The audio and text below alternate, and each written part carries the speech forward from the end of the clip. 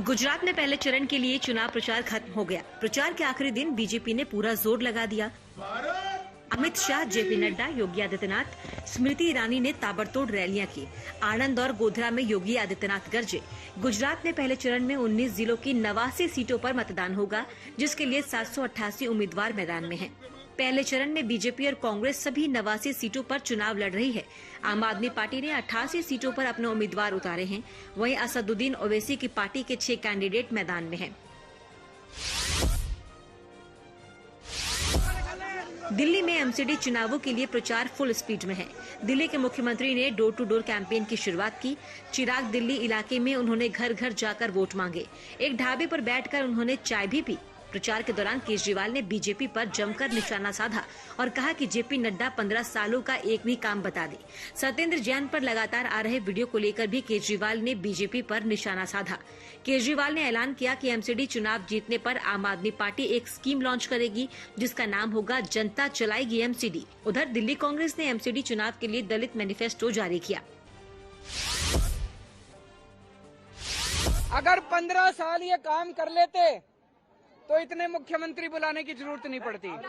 अगर 15 साल ये काम कर लेते तो इतने केंद्रीय मंत्रियों की जरूरत नहीं पड़ती। अब उन्होंने वीडियो कंपनी चालू करी है बीजेपी वालों ने। जैसे हर शुक्रवार को पिक्चर रिलीज होती है ना, इनका रोज एक वीडियो रिलीज होता है। 9 बजे मॉर्निंग शो शुरू होता है, बस एक ही शो होता है 12 बजे तक। उसके बाद वो शो खत्म, पिक्चर फ्लॉप हो जाती है इनकी सारी। उसमें पिक्चरों में, इनके वीडियो में ना तो कोई गाना ना कोई डांस, तो एक वो रिंकिया के पापा डाल देते किसी वीडियो में। राहुल गांधी की भारत जोड़ो यात्रा के राजस्थान में एंट्री से पहले अशोक गहलोत और सचिन पायलट के बीच सुलह वाली तस्वीरें सामने आई। गद्दार विवाद के बाद पहली बार गहलोत पायलट ने एक दूसरे को नमस्कार किया। इसके बाद कांग्रेस के महासचिव केसी वेणुगोपाल ने पहले बंद कमरे में दोनों को मिलवाया। फिर मीडिया के सामने गहलोत पायलट के हाथ खड़े करवाकर कहा, हम पूरी तरह एक हैं। वेणुगोपाल ने कहा कि राहुल गांधी ने पहले ही कहा है कि दोनों नेता एसेट है। उधर केसी वेणुगोपाल ने पार्टी के मना करने के बावजूद बयानबाजी को लेकर रिपोर्ट मांगी है। मध्य प्रदेश में भारत जोड़ो यात्रा के 7वें दिन राहुल गांधी ने उज्जैन में भगवान महाकाल के दर्शन किए और पूरे विधि विधान से पूजा की। वो मंदिर परिसर में नंदी की मूर्ति के पास भी कुछ देर बैठे। उसके बाद राहुल गांधी उज्जैन स्थित श्री दिगंबर जैन सिद्ध क्षेत्र श्री महावीर तपोभूमि पहुंचे। यहाँ उन्होंने जैन धर्मगुरुओं के दर्शन किए और आशीर्वाद लिया। राहुल ने यहाँ आरती भी की। महाकाल से पहले 23 नवंबर को राहुल गांधी ने खंडवा में ओमकारेश्वर ज्योतिर्लिंग के दर्शन भी किए थे। उज्जैन में राहुल ने लोगों को संबोधित करते हुए बीजेपी पर जमकर निशाना साधा। राहुल गांधी ने कहा कि बीजेपी के लोग भगवान के सामने हाथ जोड़ते हैं और जो इस देश में तपस्या करता है उसे खत्म करते हैं। तपस्या किसान करता है, मजदूर करता है।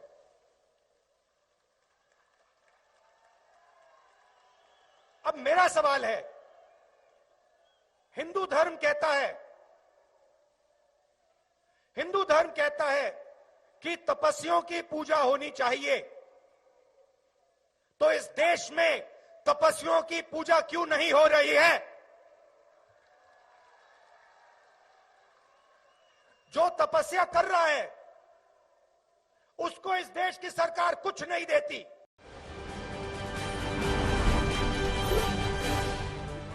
बिहार में आरजेडी के प्रदेश अध्यक्ष जगदानंद सिंह 58 दिन बाद पटना के पार्टी ऑफिस पहुंचे। इस दौरान डिप्टी सीएम तेजस्वी यादव भी उनके साथ थे। तेजस्वी यादव ने मीडिया से कहा कि आप लोग जगदानंद सिंह को पहचानते ही नहीं हैं। आप लोग जैसा सोच रहे थे वैसी कोई बात ही नहीं। जगदानंद सिंह 2 अक्टूबर के बाद से ऑफिस नहीं आ रहे थे और उनके नाराज होने की खबरें सामने आ रही थी। लालू के सिंगापुर जाने से पहले जगदानंद सिंह ने दिल्ली में उनसे मुलाकात की थी। जगदानंद सिंह की मुलाकात के बाद लालू प्रसाद यादव ने राष्ट्रीय कार्यकारिणी का नए सिरे से गठन किया था। एम्स में सर्वर हैकिंग ने जांच एजेंसियों की नींद उड़ा दी।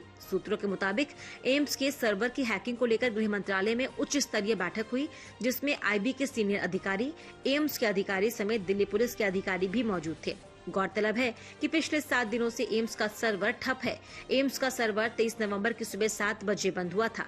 24 घंटे बाद भी सर्वर ठीक नहीं हो पाने के बाद एम्स के अफसरों ने दिल्ली पुलिस से संपर्क किया था। एम्स में काम कर रही नेशनल इंफॉर्मेटिक्स सेंटर की टीम ने रैंसमवेयर अटैक की आशंका जताई। एम्स का सर्वर एनआईसी की टीम ही संभालती है।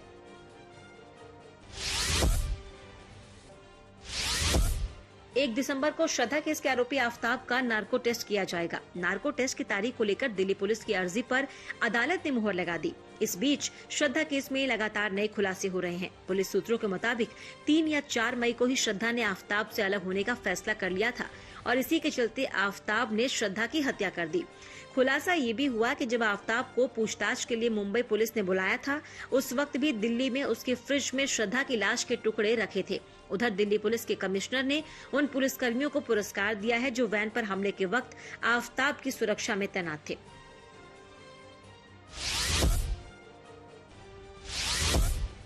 भारतीय रिजर्व बैंक ने 1 दिसंबर को रिटेल डिजिटल रूपी के पायलट प्रोजेक्ट को लॉन्च करने का ऐलान किया। पायलट प्रोजेक्ट में डिजिटल रूपी क्रिएशन, डिस्ट्रीब्यूशन और रिटेल यूज की पूरी प्रोसेस को बारीकी से परखा जाएगा। आरबीआई ने कहा कि पायलट प्रोजेक्ट में ग्राहकों और कारोबारियों का क्लोज्ड ग्रुप होगा जो चुनिंदा जगहों को कवर करेगा। ई रूपी का डिस्ट्रीब्यूशन बैंकों के माध्यम से किया जाएगा। यूजर इसे मोबाइल फोन और डिवाइसेज में डिजिटल वॉलेट में रख सकेंगे। डिजिटल वॉलेट से एक शख्स दूसरे को या फिर एक शख्स किसी दुकानदार के साथ लेन देन कर सकेंगे। कारोबारी को क्यूआर कोड से भी पेमेंट किया जा सकेगा। एयर इंडिया और विस्तारा एयरलाइंस का विलय का ऐलान कर दिया गया।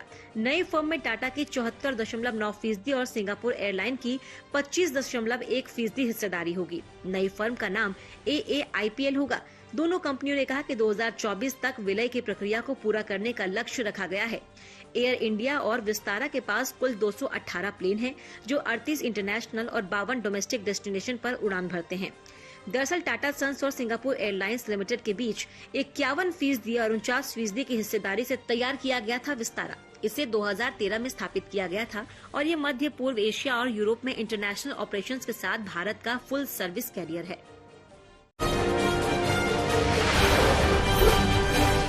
यूपी के फिरोजाबाद से एक दर्दनाक खबर आई। यहाँ एक फर्नीचर की दुकान में भीषण आग लग गई।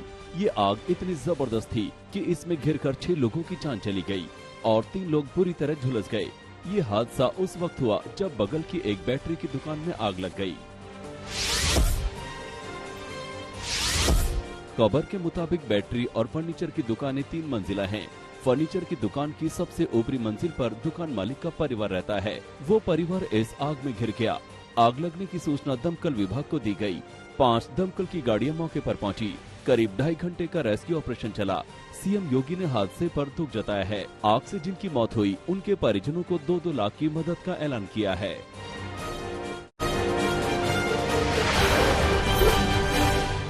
यूपी के शाहजहांपुर में महिला की लाश बाग में मिलने से सनसनी फैल गई। महिला के कपड़े अस्त व्यस्त होने की वजह से ससुराल वालों ने आशंका जताई कि महिला से दुष्कर्म कर उसे मौत के घाट उतारा गया। वहीं महिला के परिजनों ने ससुराल वालों पर हक मांगने पर हत्या करने का आरोप लगाया। दरअसल महिला बाग से लकड़ी बीनने गई थी। महिला जब देर शाम तक घर नहीं लौटी तो ससुराल वालों ने गाँव वालों के साथ जंगल में महिला को ढूंढा। कई घंटों बाद महिला की बाग में लाश मिली। महिला के मुंह में कपड़ा ठूसा हुआ था। पुलिस ने हत्या के मामले की जांच शुरू कर दी है। गाजीपुर में प्रेमी ने प्रेमिका के पिता का कत्ल कर दिया, जिससे मृतक की पुत्री से प्रेम संबंध था और आए दिन लड़के के बुलाने पर प्रेमिका आया करती थी, जिसकी जानकारी पिता को होने पर देर रात को मृतक ने अपनी बेटी का घर से निकलने पर पीछा करते हुए प्राइमरी स्कूल पर आया था, जहां पर आरोपी और मृतक की बेटी एक साथ थे, जिससे मृतक आग बबूला हो गया। अपनी बेटी को बुरा भला कहने लगा, जिससे मृतक की बेटी मौके से भाग गई, लेकिन आरोपी ने वहीं रखे रम्मे से सिर पर वार कर दिया और 2-3 बार सिर पर रम्मे के वार से उसकी मौत हो गई। उसने हत्या को दुर्घटना का रूप देने के लिए मृतक के शव को थोड़ी दूर सड़क पर लाकर रख दिया, जिससे लोगों को देखने में लगे कि मृतक की मृत्यु सड़क दुर्घटना से हुई है। इंदौर में एक महिला की पत्थरों से सिर कुचलकर हत्या कर दी गई। जब महिला की लाश खून से लथपथ गली में पड़ी लोगों ने देखा तो पुलिस को सूचना दी। पुलिस मौके पर पहुंची और महिला के शव को पोस्टमार्टम के लिए अस्पताल भेजा। वहीं पुलिस अधिकारी आसपास के लोगों से पूछताछ कर महिला की पहचान करने में जुटी है। हालांकि पहचान होने के बाद ही हत्या की पूरी गुत्थी सुलझेगी। चूरू में एक 7 साल की बच्ची के साथ दुष्कर्म का मामला सामने आया है। दरअसल बच्ची घर के बाहर खेल रही थी, तभी 16 साल के नाबालिग बच्ची को सुनसान जगह पर ले गया और दुष्कर्म की घटना को अंजाम दिया। बच्ची के घर के बाहर न दिखने पर बच्ची की मां उसे ढूंढने लगी। तभी कुछ दूरी पर बच्ची के रोने की आवाज आई। मां ने देखा कि आरोपी ने बच्ची को पकड़ रखा है और उसके साथ दुष्कर्म कर रहा है। मां को देख आरोपी भाग गया। पुलिस ने आरोपी पर पॉक्सो एक्ट के तहत मामला दर्ज कर लिया है।